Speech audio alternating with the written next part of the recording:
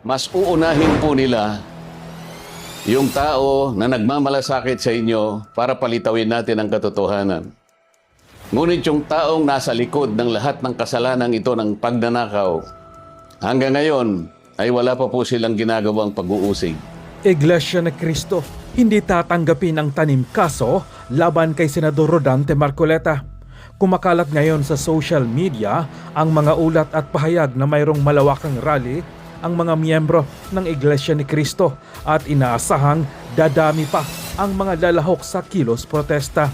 Gayunpaman, wala pang opisyal na kumpirmasyon mula sa mga otoridad o sa organisasyong iniuugnay sa naturang pagtitipon hinggil sa komposisyon ng mga dumalo at sa inaasahang bilang ng mga kalahok. Patuloy namang minomonitor ng mga otoridad ang sitwasyon habang pinapayuhan ang mga motorista na gumamit ng alternatibong rota. Samantala, dating presidential spokesperson Harry Roque may matinding pahayag sa isang social media post kasunod ng nakatakdang pagsasampa ng kasong plunder laban kay Senador Rodante Marcoleta.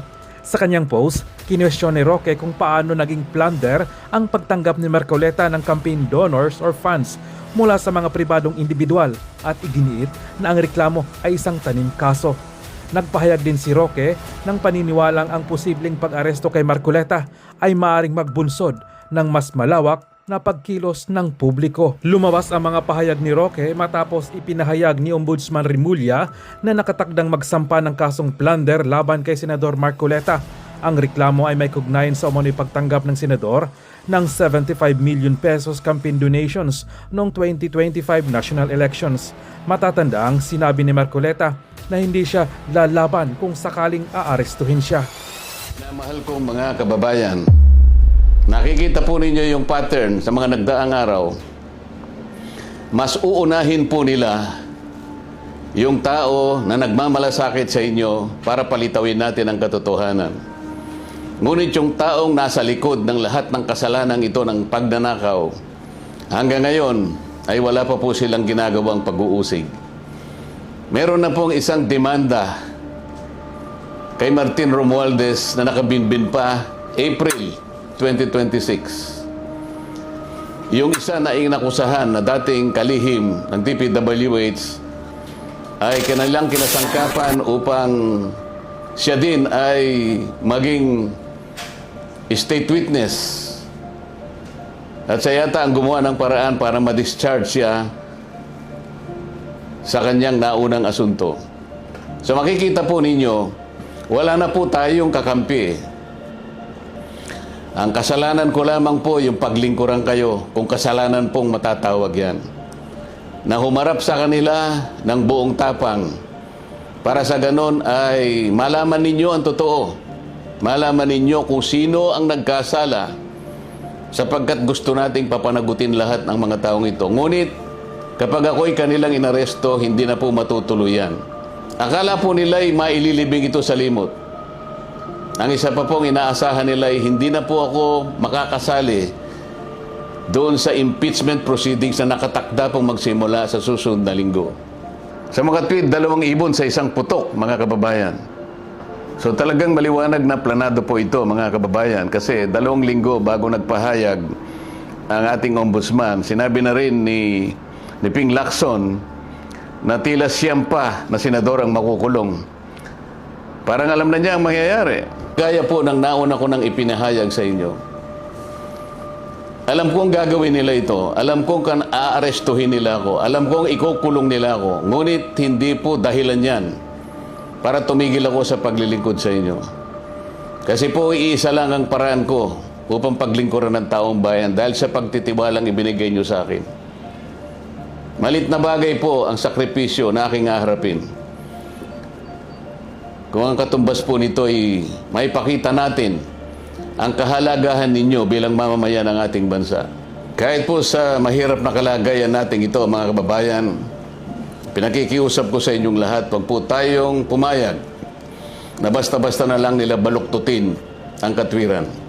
Alam ko po ang promotor nito ay ang ating ombudsman sapagkat nung kami po ay nagtatalo-talo sa bulwagan ng Senado, isa sa amin ang nagsabi na sometimes we have to bend the law. At sumagot po yung ombudsman nang tinanong siya kung tama ang kanyang sinabi, alam na po ninyo kung ano yung sinagot niya. Yes, sir. Huwag po tayong pumayag na gano'n ang mangyari. Kahit ano po ang mangyari, ilaban po natin ang katwiran. Dahil ang katwiran po ang magpapalaya sa atin. Ito ang magbibigay sa atin ng tagumpay bilang mamamayan at bilang isang bansa. Naniniwala po kasi ako na kahit sa anong laban, lalo na po yung laban na para sa interes ng ating bansa, kinakasihan po tayo ng ating Panginoong Diyos. At hindi siya papayag na magtatagumpay ang nagbabaluktot ng katwiran. Kailanman ang kasamaan, mga kababayan, ay hindi po magtatagumpay. Kinumpirma ni Ombudsman Boying Remulla na kakasuhan nga daw si Senator Marcoleta. Siyempre sasabihin nila independyente si Ombudsman Remulla sa presidente. Ay nako, pwede ba tanggapin na natin na talagang may mission itong si Ombudsman Remulla. Kaya siya tinalaga bilang ombudsman, una-una, yung pangunahing pangako na kakasuhan niya at tatanggalin niya sa pwesto si Sara Duterte. Yan po ang dahilan kung bakit sila nag-impeachment ngayon. Kasi hindi po pwedeng kasuhan ang isang nakaupong Vice President hanggang hindi siya napapaalis. Bakit po? Kasi meron na pong desisyon ng Korte Suprema na dahil ang mga impeachable officer ay pwede lamang matanggal sa pamamagitan ng impeachment, kinakailangan tanggalin muna sila bago sila kasuhan ng kriminal. Pero bukod pa po dyan, siyempre, mission na rin ni Ombudsman. Gamitin na sina ng Ombudsman para sandata laban sa lahat ng kalaban ng Senator Marcoleta. Sige, kanya investigasyon dito sa Floods Cap. Siya yung naging susi para mapresenta ang testimonya ng Marines 18+4 at siya talaga ay ang kinatawan na Iglesia ni Cristo na mukhang hindi na hawak ngayon ng Bangag Administration na kailangan sampulan, kasuhan, ipakulong nang sa ganon manahimik at huwag nang tumira laban sa gobyerno. Nakapagtataka lang po, alam naman natin na talagang ang Remulla dahil sa kanyang katapatan sa mga Marcoses at yan po ay intergenerational loyalty, tatay pa ni Ombudsman ang matinding kaalyado ni Marcos Dictador Sr. No? At sila ay second generation, kumbaga, loyalties. Alam naman natin na malapit sila. Alam natin na tapat si Boying Remulla kay Pangag. Pero ang tanong ko naman, abogado naman si Boying Remulla. Paano naman niya makakasuhan ng plunder si Senator Marcoleta? Alam naman natin kung kailan magkakaroon ng kasong plunder. Well, ang kasong plunder po ay dapat gawain na isang tao ng gobyerno. Pangalawa, na nangrakot o nagdarambong ng salapi na hindi bababa sa 50 milyon. At kinakailangan may combination of acts, 5 pagpipilian. Kapag sinabing combination, at least 2. So yung pandarambong na at least 50 million ay dapat 2 dito. Yung nga sa pandarambong, yung pangungurakot ng kaban ng bayan. Okay. Isa at pangalawa, tumatanggap ng komisyon, regalo, share, percentage, or kickback, or kahit anong benepisyong pera sa tao na may kinalaman sa isang kontrata ng gobyerno. Pangatlo, yung pangungurakot ng mga proceeds sa mga dinispatchang asset ng national government.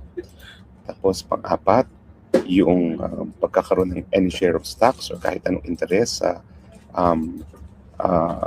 interest or di naman kaya pagtrabaho sa kahit anong korporasyon o pribado, yung pagbubuo ng mga monopolies, whether be it agricultural, industrial, or commercial, o yung pagsasamantala sa posisyon para nga po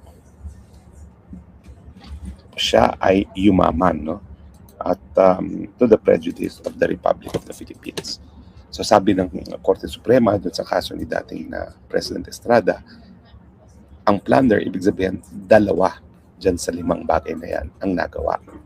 Pero kung titignan natin anong binibintang nila kay Senator Marcoleta, ang sabi nila, tumanggap daw ng malaking campaign contribution, siguro hindi bababa sa 50 million, galing kay Mike Defensor para sa kampanya. At ito naman po ay dineklara dun sa Statement of Campaign Expenditures and Contributions ni Senator Marcoleta. So ibig sabihin na natin nagbigay ng 50 million si Mike Defensor, saan mahuhulog yan? Dun sa 5. Si Mike Defensor naman, yung siya nagbigay ng contribution, siya ay pribadong mamamayan. At bagamat alam naman natin na lahat naman na namimigay ng contribution ay merong hahanaping kapalit. Ang problema, wala namang specific na kontrata na merong interest si Mike Defensor na mai-influensyahan ni Senator Marcoleta para suklian yung binigay niyang 50 million. So nasaan ang plunder? Hindi ko talaga mahanap kung nasaan ang plunder kasi kung plunder na magbigay ng 50 million sa isang kampanya, wala na magbibigay ng pera kasi lahat ng tycoon, minimum 50 million ang binibigay niyan sa mga senador, sa mga presidente. Kapag ginawa nilang plunder, yung pamimigay lamang ng malaking halaga as campaign contribution, naku po, lahat ng tycoons makukulong. At sa tingin ko, lalaban dyan ang mga tycoons. So ang suma total, kung yung pinagmumulan ng kaso ng plunder ay doon sa contribution lamang sa eleksyon, malabo po yan. Dahil hindi naman po illegal ang mamigay ng contribution sa isang kandidato basta lamang ito'y idideklara sa Statement of Campaign Expenditure and Contributions. Pangalawa, kung mayroong naipon o hindi nagasto sa mga contribution, ideklara as part of income tax. Yung hindi po pagdedeklara as income tax, kung mayroong sobra na hindi nagasto sa kampanya, yan po yung kriminal. Pero as tax evasion, hindi po as plunder. So malabo po talaga ang kasong plunder. Pero bakit sinampa? Well, una-una po, or bakit isasampa? Ang plunder po ay non-bailable.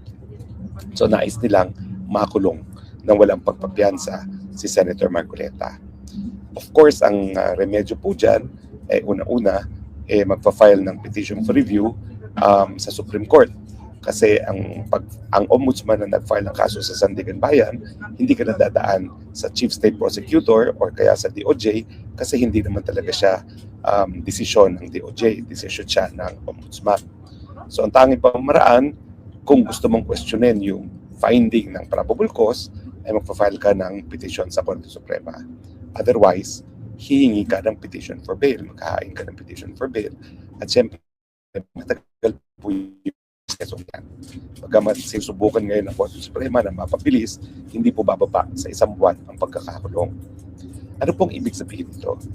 Sa tingin ko naman, dahil abogado rin si Ombudsman Remulla, taga-UP rin po yan, kaibigan ko matalik, alam niya na hindi sapat ang ebidensya para magkaroon ng probable cause laban kay Marcoleta.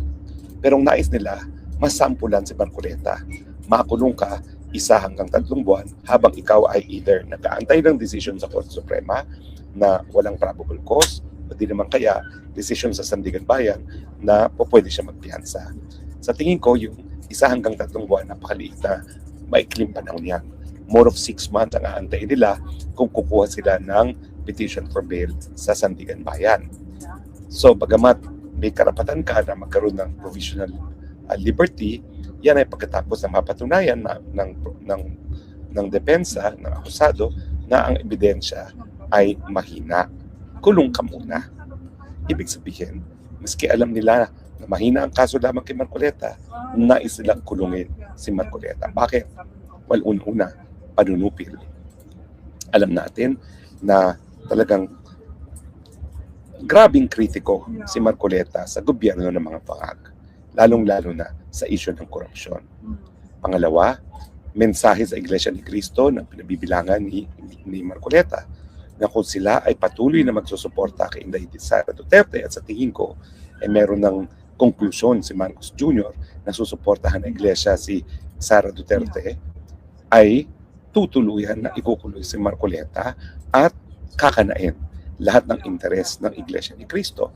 Siyempre, hindi naman natin maalis. Maraming mga iba't ibang interes ang Iglesia ni Cristo, gaya ng iba't ibang mga simbahan, may mga investments, may mga hanap buhay.